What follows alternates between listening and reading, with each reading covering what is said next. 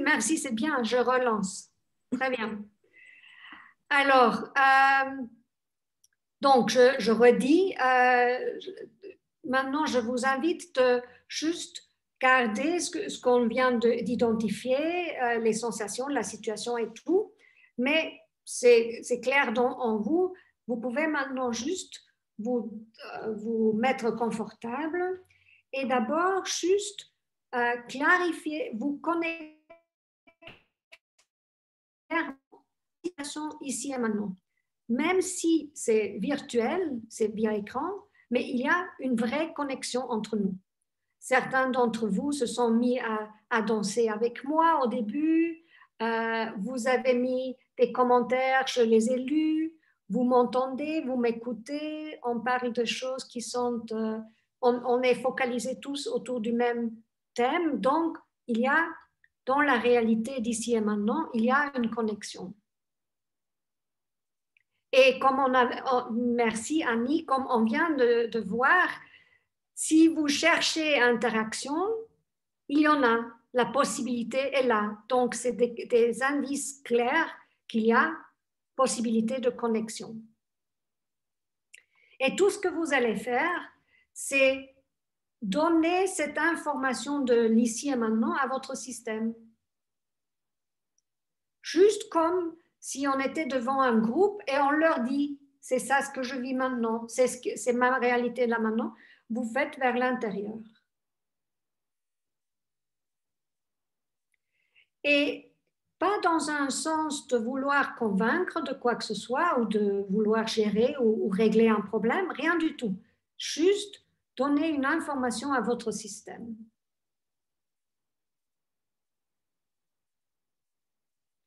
Et vous restez avec ça un petit moment et vous observez comment votre système réagit à cette information.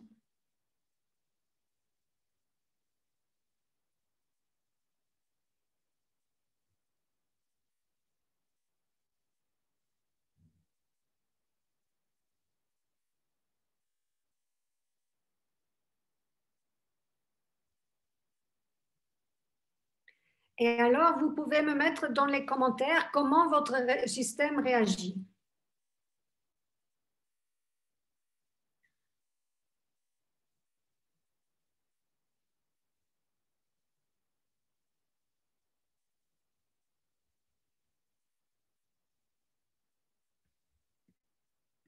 Voilà. Détente et grande respiration, apaisement, apaisé, plus calme, ventre se détend, ça crépite, détente, sourire, l'énergie circule, plus calme, plus centré, respiration se calme, rassuré, la situation s'apaise ou l'intérieur s'apaise, le cœur bat très vite, ouverture, chaleur, apaisement, connexion, relation, plus détendu.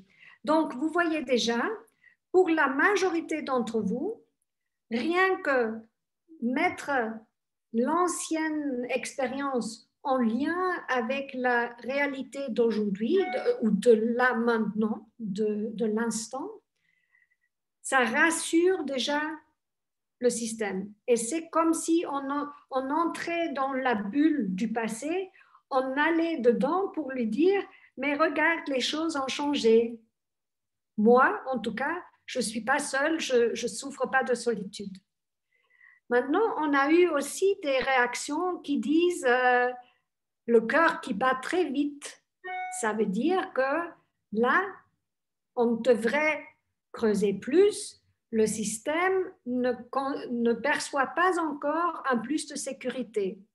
Et là, on devrait comprendre qu'est-ce qui se passe pour le système globalement. Et ça peut être un élément qui crée encore insécurité. Ça, on ne va pas pouvoir comprendre là maintenant, mais juste pour que vous sachiez, ce n'est pas forcément un plus de calme, mais pour la majorité, ça apporte déjà plus de calme. Et maintenant, j'aimerais que vous reconnectiez donc ceux qui ont vécu un plus d'apaisement, de vous connecter à cet apaisement, de comme vous avez dit, plus chaud, l'énergie qui circule, plus de lumière, plus de calme, etc. Vous prenez un moment pour vraiment vivre cet état.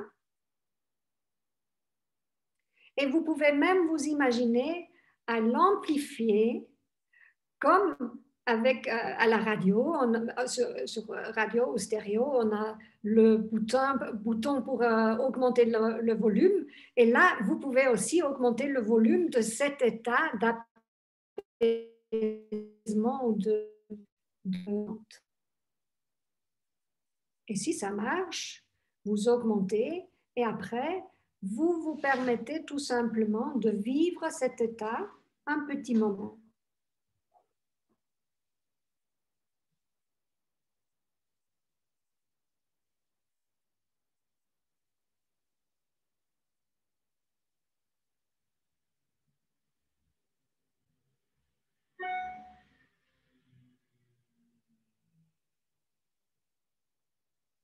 Et donc, quand vous êtes bien connecté avec cet apaisement, ce moment de plus de détente, vous pouvez inviter cette jeune, cette petite qui a vécu la situation à laquelle vous vous êtes connecté, et juste l'inviter à vous regarder. Rien de plus. Juste vous regardez là, dans cet état dans lequel vous êtes. Pour ceux pour qui ce n'est pas encore un apaisement ou une détente, n'essayez pas de forcer. Acceptez qu'il faudrait peut-être faire quelque chose de plus pour vous et c'est en dehors du cadre de ce webinaire, mais sachez qu'on peut arriver à vivre cet apaisement assez rapidement si on est guidé de la bonne manière. Et maintenant, si ça a marché pour vous, vous pouvez juste regarder votre chiffre initial. Donc, vous vous reconnectez à la situation du départ que vous avez identifiée, la sensation et l'émotion que vous avez identifiée, et vous allez juste comparer. Par rapport au départ, est-ce que ce chiffre a augmenté, pas changé ou diminué? Et vous pouvez, si ça vous parle, vous pouvez nous mettre dans les commentaires le nouveau chiffre. Entre-temps, je vous lis Mao qui nous dit « La belle pensée est que l'on n'est pas seul. La souffrance est universelle et on peut gérer notre vécu. » Tout à fait. Alors, je vois, on a qui sont descendus à 2, diminué de 9 à 6, de 10 à 3, de 9 à 3, de 7 à 2. Donc, vous voyez déjà, là, on a, Martine, merci, je baille, exactement. Le bâillement accompagne souvent cette détente. Je vais juste me mettre autrement parce que là, je vois la lumière qui part tout doucement. Hop là, est-ce que c'est mieux? Oui, c'est mieux. Effectivement, le bâillement peut accompagner cette expérience, mais là, vous pouvez voir que même qu'on n'a pas encore fait un travail thérapeutique complet, qu'on n'a pas identifié tout ce qui est derrière et connecté, etc., on peut arriver à se calmer ou à amener une personne à un peu plus de calme, plus de détente dans un premier lieu. Après, on peut aller plus loin, évidemment, en identifiant la situation plus concrète ou identifiant tout ce qui a amené à cette situation, etc. Mais rien qu'avoir vécu que c'est possible d'être connecté à cette souffrance et en un peu de temps vivre physiquement une détente plus de calme, ça va déjà permettre à tout le système d'y croire qu'un changement pourrait être envisageable. Parce que une des difficultés que vivent aussi les personnes qui vivent la solitude difficilement, c'est qu'elle développe l'idée ou le sentiment que ça ne pourra plus jamais changer. Ça va durer pour toujours. Je vois qu'il y a quelqu'un chez qui ça c'est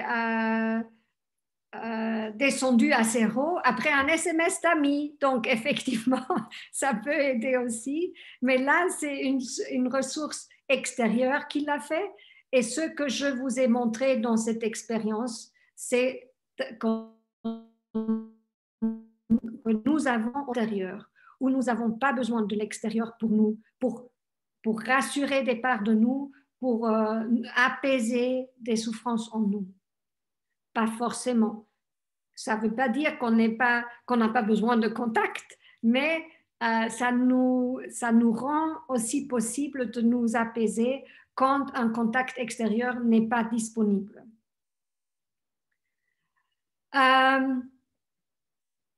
Ce que les chercheurs ont trouvé sur le cerveau, c'est que quand il y a une solitude prolongée, ça a un vrai impact sur le cerveau.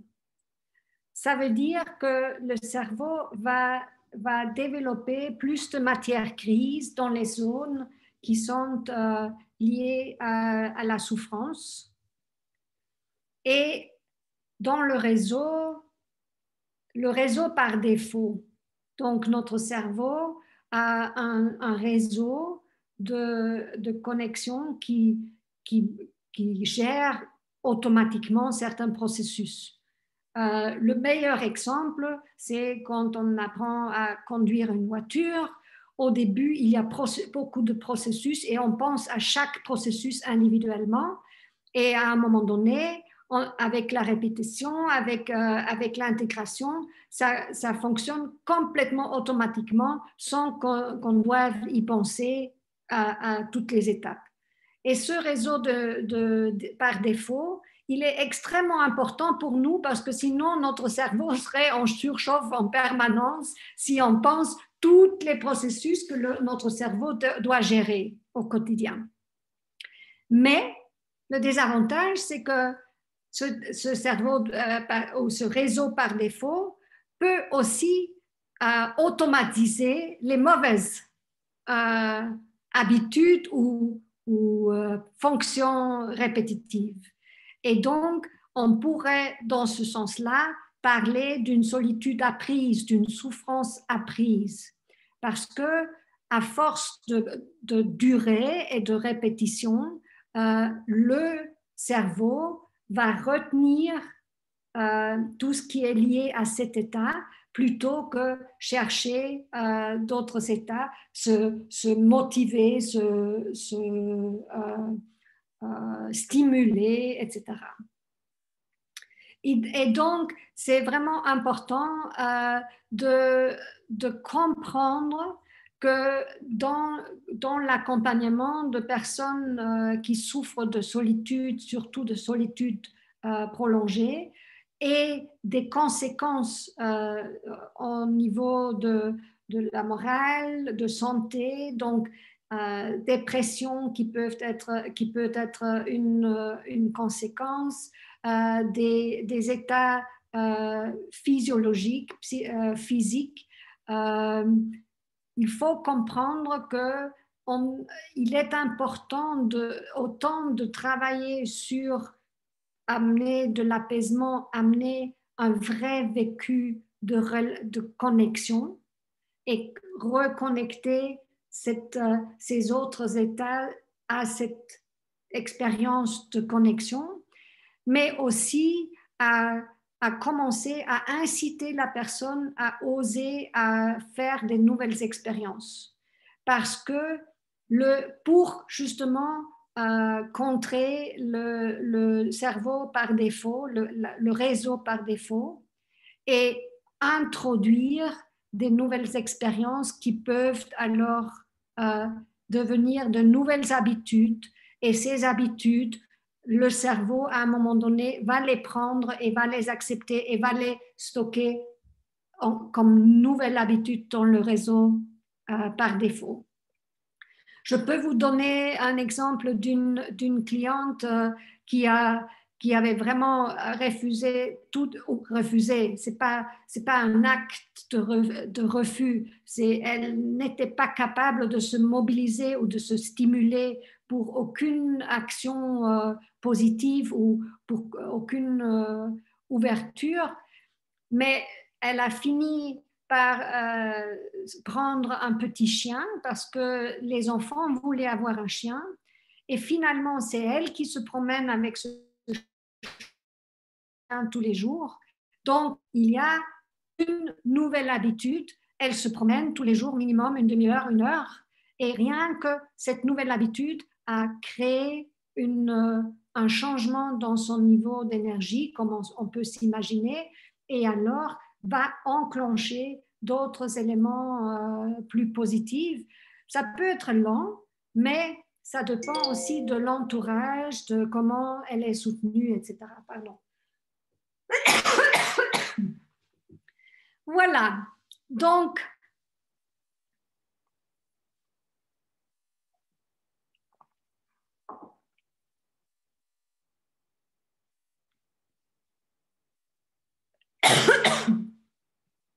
oui, Annie, merci.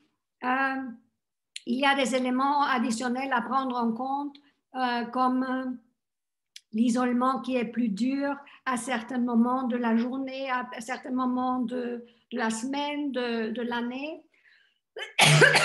Mais un résultat surprenant de l'expérience de la BBC était aussi, souvent on croit, par exemple, autour de Noël, il y a beaucoup d'initiatives pour aider les personnes qui sont seules. Mais l'expérience a montré que la solitude n'est pas plus importante autour de Noël qu'à tout autre moment dans la vie, de l'année. Et donc, nous pouvons garder ça à l'esprit aussi, quand on a peut-être une tendance à vouloir aider des personnes autour de Noël ou autour des fêtes, etc. Peut-être on peut se rappeler que, en fait, les personnes qui souffrent de solitude, elles en souffrent toute l'année. Et donc, des initiatives pendant toute l'année peuvent être vraiment bienvenues et bien utiles. Il y a encore d'autres propositions. Le chien peut aussi être un vecteur de contact avec d'autres personnes qui se promènent, tout à fait. Choisir un boulanger plus éloigné, par exemple. Il y a des choses qu'on peut proposer. Pour ceux d'entre vous qui s'intéressent aussi aux propositions qu'on peut faire, j'ai, en plus de l'article que vous trouvez sur la solitude, sur les choses que j'ai partagées aujourd'hui, vous allez aussi trouver un article où j'ai compilé un peu des propositions qu'on peut faire, comment on peut aussi stimuler des premières actions initiales qui peuvent être relativement faciles pour les gens à envisager. Une des choses peut-être qui sont les plus essentielles aussi, comme je vous ai dit au début, pour clôturer, on va terminer bientôt, je vous ai dit, parfois, ça nous montre, il y a à prendre en considération un manque d'apprentissage, de modèles pour comment entretenir, comment créer des liens, comment chercher des contacts et des relations. Et donc, un élément essentiel dans l'accompagnement de personnes, c'est de savoir qu'ils n'ont pas été accompagnés justement à certains moments de leur vie quand ils ont établi ce vécu de solitude. Et donc, l'accompagnement n'est peut-être pas uniquement seulement limité au moment pendant la séance où on accompagne, mais aussi dans ces expériences qu'on va proposer. On pourrait très bien proposer aussi, avec une personne qu'on veut aider, de faire un premier pas ensemble, par exemple. Imaginons, on a identifié avec une personne, elle a un intérêt pour l'art, donc on propose des visites au musée. On pourrait très bien imaginer, on fait une première visite au musée ensemble pour justement aider, accompagner ce premier pas de sortie de la solitude. Ou faire un message en présence pendant qu'elle est avec moi, un message à quelqu'un, un message de prise de contact. On peut imaginer vraiment plein de petits pas. Annie, oui, tu as tout à fait raison. Les musées sont fermés, donc ce n'était pas le bon exemple. Mais il y en a plein d'autres exemples, évidemment, qu'on peut imaginer. Donc, Cindy me rappelle que l'article n'est pas encore sur le blog. Elle a tout à fait raison. Il va être publié au moment, et vous avez le rappel, le lien du replay. Et à ce moment-là, vous aurez aussi le lien pour les articles. Donc, vous les trouverez sur le blog. Évidemment, ça me ferait vraiment plaisir si vous me laissez des commentaires sur le blog en dessous de l'article, que ce soit des commentaires par rapport au webinaire ou par rapport à l'article, des échanges. Je réponds aussi à vos commentaires, à vos questions, si vous avez des questions. Et évidemment, si ça vous parle, de partager les liens donnés à des personnes qui sont en souffrance, à des personnes qui accompagnent des personnes en solitude, parce que nous savons tous, parfois, ce dont les personnes ont besoin, c'est que d'une manière ou autre, une information leur arrive. Et c'est vrai, les réseaux sociaux ou l'Internet aujourd'hui, ça peut faire arriver l'information à des personnes qu'on ne connaît même pas, mais qui sont en recherche d'informations par rapport à cette problématique-là. Tout autre commentaire, tout autre échange avec vous me fera plaisir. Donc, n'hésitez pas aussi sur Facebook ou par mail. On peut échanger si vous avez d'autres choses à partager ou à échanger. Je vois un signe de main de Anne. Je crois que tu peux prendre le micro. Tu dois juste activer ton micro. Voilà, juste une petite rectification, les musées sont ouverts, mais il faut retenir sa place. Donc, je crois que c'est très important. Génial, oui, merci. Voilà. Anne. Et puis, il y a une autre chose, je pense qu'il y a deux types de solitude. La solitude qui peut être comblée par les visites, par rencontrer quelqu'un en rue, par parler avec son épicier. Et puis, il y a vous en parliez au début, de la solitude émotionnelle qui, elle, n'est pas comblée par ça. Oui, tout à fait. Et donc, mais c'est la même chose. En fait, la solitude émotionnelle, c'est justement parfois, par exemple, mais là, je vais parler de ça dans les deux articles. Vous allez trouver quelque chose là-dessus. Quand on parle, par exemple, de la solitude, de manque de relations amoureuses, par exemple. Oui. Les personnes peuvent être dans la recherche de la relation qui va me combler. Et elle peut alors ne pas faire les premiers pas qui vont être d'abord déjà la construction de relations qui nourrissent, qui vont me permettre de trouver une autre relation que je cherche, par exemple. Ou des personnes qui vivent une solitude émotionnelle, mais qui ne sont pas encore dans l'ouverture de connecter avec des personnes, par exemple, dans des groupes ou rechercher activement aussi à échanger avec quelqu'un sans tout de suite avoir le but que ça doit être parfait et ça doit être la relation qui va combler ce besoin-là. Donc, j'en parle plus en détail dans l'article, mais ça sera avec plaisir aussi qu'on peut échanger là-dessus parce qu'effectivement, il y a beaucoup de notions à cette problématique Et c'est très, très enrichissant, mais aussi très important d'avoir beaucoup d'angles de vue parce que les personnes qui viennent chercher de l'aide, comme j'ai dit, c'est multifacette. Ils ont d'habitude une combinaison de beaucoup d'éléments différents. Ce n'est pas juste une problématique qui mène à cette situation. Voilà, je vous remercie beaucoup pour votre interactivité, pour cet échange vraiment chouette avec vous. Et je vous invite à tous ouvrir vos micros pour qu'on puisse tous se dire au revoir et entendre nos voix pour avoir justement rendre de nouveau cette connexion réelle. Beaucoup. Au revoir. Merci beaucoup. Merci, au revoir. Au revoir. À bientôt. Allez, au revoir. C'était vraiment chouette et passez une bonne soirée. Merci. Au revoir. Au revoir, merci, bonne soirée. Et à vous.